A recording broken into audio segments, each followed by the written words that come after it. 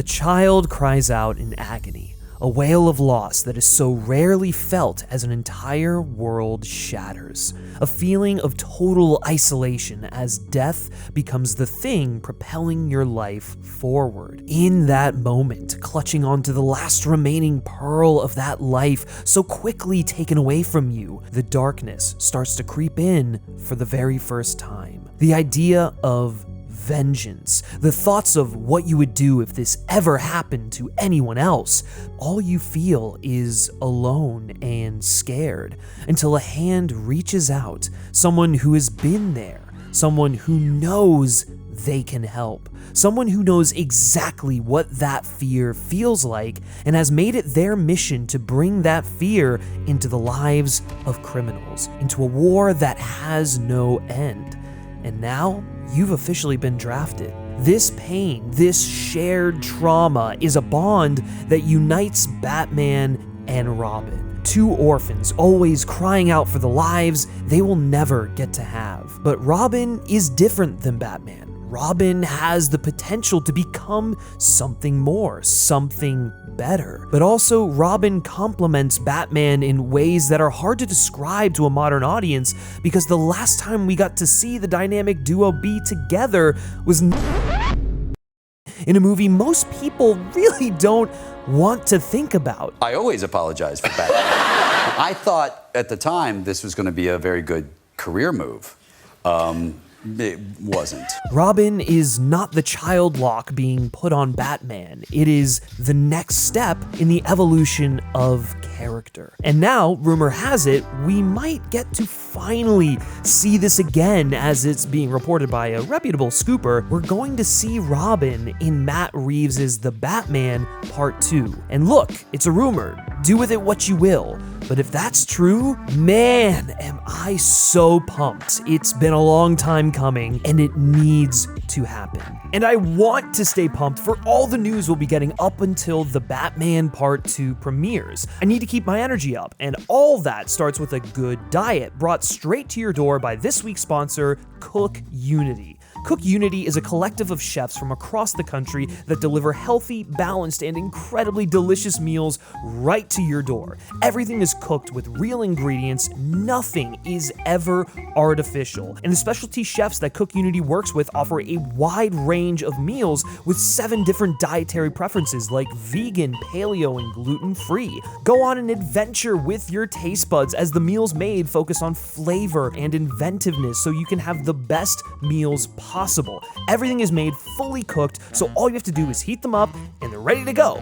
No more meal planning, giving you more time to suit up and fight whatever villain broke out of Arkham this week. With a weekly subscription, you can select from their huge and ever-changing catalog of meals. It's all super flexible too, so you can pause, skip meals, or cancel at any time. My girlfriend and I have been enjoying Cook Unity for the past couple of weeks, and I'm genuinely impressed with the quality of food you're getting here. Tonight, I'm eating herbed grilled skirt steak with chimichurri made by Stacy Baring in Los Angeles, California. It's all incredible restaurant quality meals that we're able to have within 10 minutes of putting it in the oven. It's so great. We have been loving this, and I think you all are gonna love it too. So go to cookunity.com/filmspeak or click the link in the description below and use my code FilmSpeak50 to get 50% off your first order of Cook Unity meals. That's cookunity.com/filmspeak or click the link in the description below, and thank you so much to Cook Unity for sponsoring this video. Robin not only makes Batman become much closer to a symbol of hope than a pure symbol of fear, but it represents that loss of innocence that Bruce had to give up on. Having, presumably, Dick Grayson also be a part of the story forces Bruce out of his shell. He has to come to terms with the new responsibilities he has to face, and that can greatly complement his bigger arc of not only spending time as the Batman, he needs to be Bruce Wayne in order for Gotham to truly heal. This has always been the point of Robin, to help Bruce find that hope. Dick very easily could have been another Bruce Wayne, another Batman, another rage-fueled vengeance, but he's not. And it's because Bruce exists. He's there to prevent Dick from making the same mistakes he did as any older brother or father figure would, by allowing us to see Bruce's transformation into a symbol of hope, by seeing him at his lowest and most angry in The Batman. We've seen him mature, and while his growing still isn't finished, we know how Bruce can help make things easier for kids like him, like a Dick Grayson, so Dick can become better than he ever was. I mean, arguably, Dick in the comics became better than Bruce, and it's why he was able to go off on his own as Nightwing. Bruce learned the hard way. Dick doesn't have to. That is the true impact someone like Bruce can have on someone like a Dick Grayson, and hopefully many other kids throughout the city who are going through similar issues. Dick as Nightwing especially is able to master the duality of his life much easier and much better than Bruce Wayne. He isn't a loner, he understands how to have relationships and be a hero. It also allows Bruce to be less of a loner and have actual social interactions with someone other than himself or Alfred or Gordon as Batman. He can truly be himself, embrace both halves of his personality, which is something I'm assuming Matt Reeves is going to explore in The Batman Part 2, given the fact that in The Batman, Bruce mostly neglected his real-life persona, wasn't doing enough as Bruce Wayne, didn't know how to talk to people because he was just a scared kid hiding behind the mask. Having someone like Dick Grayson in his life that he can share all of himself with can allow him to better understand who he is and the problems that he's been burying for so long. All of this allows Bruce to turn Batman from a weapon of pure fear into a tool of empathy. Taking on the responsibility of having this child in his life creates a problem that has to be solved in a unique way for Bruce. Just as any parent is forced to get their shit together and grow up once they have a child, Bruce undergoes that transformation. Even if they play it more like an older sibling, almost peers like they did in the Adam West series, which I really kind of hope they do, there is a natural inclination to protect that arises when you have someone else's life to look after. Also, given the idea of fear that's at the heart of Pattinson's Batman, fear of loss after seeing Alfred almost die, fear of his own self forsaking the city, adding Dick or just Robin in general into the mix instills a greater sense of fear and protectiveness into Bruce. It tethers him to the people being directly affected by his actions or lack of actions. It creates tension and stakes, causing Bruce to up his game and be better so as to not let anything happen to Dick or people like him. This is already the point of the Reeves Batman movies. How can Batman be more human? How can he be a hero for the people of Gotham instead of a symbol of fear for just the criminals? The first film shows us this evolution between the first and last times Batman interacts with a civilian. Even though he saves that man from getting mugged after he gets off the train, the man is still terrified of Bruce. Batman is nothing but terrifying. He is a symbol of fear. He's not a hero at that point. Then at the end, when he's helping the woman get airlifted, she clings to him. She clings onto the hope, the symbol that Batman has given her. For the first time, we're getting to see Batman become the hero he was always destined to become. And to continue down that path of being a hero of the people, Robin has always been a crucial step for Bruce.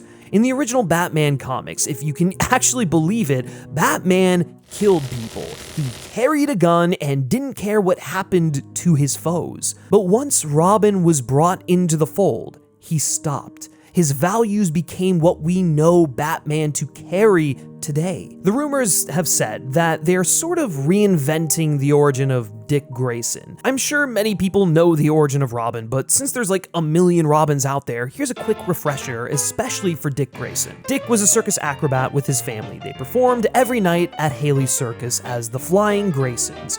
One night, a mob hit was carried out by Tony Zuko, cutting the ropes that suspended the Graysons in the air and sending them plummeting to their deaths. Dick was crushed. But in the audience was Bruce Wayne, who connected with the boy. He understands the pain he is going through, and so he adopts the young boy and starts to go out in the night as Batman to find the boy's parents' killer. Eventually, he brings Dick into the fold as Robin to aid in his crusade on crime, and the rest is history. Based on what we have seen in the first film here, I think this is the first step of allowing Bruce to open up more and have a small Bat family. We've seen that Matt Reeves takes a lot of inspiration from the Adam West show, so by the end of this series, we might see Batman, Robin, and even Batgirl on the screen together. I could also see another scenario where, similar to what Christopher Nolan did in The Dark Knight Rises, because Bruce has been neglecting his Bruce Wayne persona for so long, there are orphans like him who have suffered as a result, and someone like a Dick Grayson could call into question Bruce's lack of nobility, lack of action. The comic Matt Reeves has pointed to as being where he is drawing the most from for his version of Robin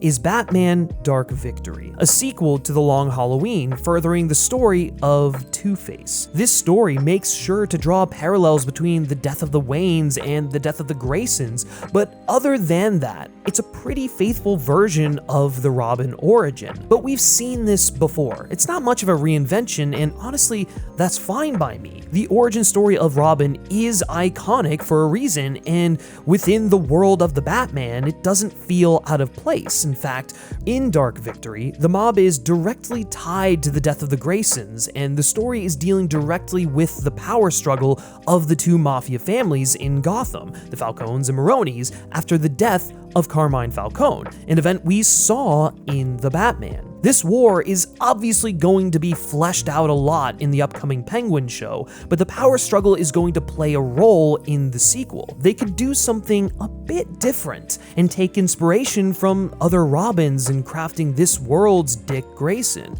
What if they mixed in elements of Jason Todd into this origin? I don't know the last time you've been to the circus, but it isn't the draw it used to be in the year of our Lord 2023. So maybe the Graysons run a gymnastics school that is struggling. They could have ties to the mob just like the Waynes do in the first film. They could owe the mob money for helping to keep them afloat, offering protection, a bunch of other stuff. Once his parents are killed, Dick could go into full survival mode. So instead of immediately getting adopted by Bruce, maybe he runs off. He takes to the streets and gets by the only way he knows he can, even though they aren't fully legal. This could all lead to Dick trying to steal the wheels off the Batmobile, just as Jason did in his origin comic. And from there, Batman takes him in. This gives Bruce a chance to not only help Dick, but also further his perspective. He wants to help the citizens of Gotham, but as for criminals, he's ready to do whatever it takes to put them behind bars. If Dick has to resort to crime just to survive, how is this going to weigh on Bruce's mind? Though the world is painted in shades of gray, it's far more complicated. Batman has always seen things in black and white. That's why Jason has always been such a great complement to Batman. Also, let's be real for a second, we aren't going to be seeing other Robins in this world. The series would have to go on for a very long time to get to the point where Bruce even gets a second Robin. So allowing Dick to have traits of all of them can further our story in a million different ways. Robin, for years, has been brushed off as something ridiculous, just an unnecessary, silly sidekick that doesn't need to happen by so-called fans of Batman. But that's never been the case. Just like the argument we had in our Clayface video, the world of Batman is that of fantastic things coming to life, like a billionaire who cares about other people. Adding Robin to this world as a kid, as the light to Batman's darkness, can do so much for the story of Robert Pattinson's Batman, and it's something that Robert Pattinson and Matt Reeves have expressed interest in doing. Seeing the two work together to overcome their trauma is going to be a beautiful journey to see unfold on the screen. And finally, after 20 years, because really, for as great as he is, Joseph Gordon-Levitt doesn't count. I mean, he's technically Robin, but he's not really Robin. We will finally get to see the most iconic pair in comic book history be the dynamic duo once again.